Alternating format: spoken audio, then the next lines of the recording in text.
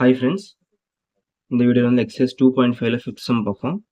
அதாவது which term of an AP is that is 16 11 6 1 is 54. எந்த term value வந்து -54 ன்னு கேக்குறாங்க. அதாவது means n that is nth என்ன term வந்து. So வந்து formula வந்து t power n equal to a plus n minus 1 into d. So வந்து இது கொடுத்துட்டாங்க value that is -54. நம்ம வந்து n வந்து கண்டுபிடிக்கணும். So first term வந்து a und d கண்டுபிடிச்சிடலாம்.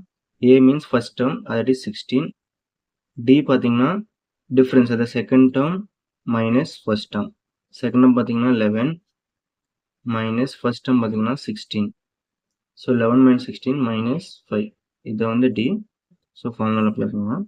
So D power 1 n value அவங்களே கொடுத்துட்டாங்க -54 equal to A வந்து இப்போதான் ஆல்ரெடி கொடுத்துருக்காங்க. இதை கண்டுபிடிச்சோம் 16 plus n வந்து தெரியாது இதை கண்டுபிடிக்கும். D பாத்தீங்கன்னா -5. அதுக்கப்புறம் -54 equal to 16 plus இது வந்து உள்ள மல்டிப்ளை பண்ணணும். மைனஸ் இன்ட்டு ப்ளஸ் மைனஸ் ஆகிடும். 5 into n 5n.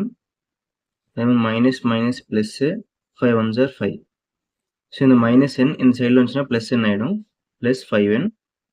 அப்புறம் 16 ப்ளஸ் 5 வந்து 21. இந்த -54 இந்த சைடில் வந்துச்சுன்னா plus 54. So 5n equal to 21 plus 54 வந்து 75.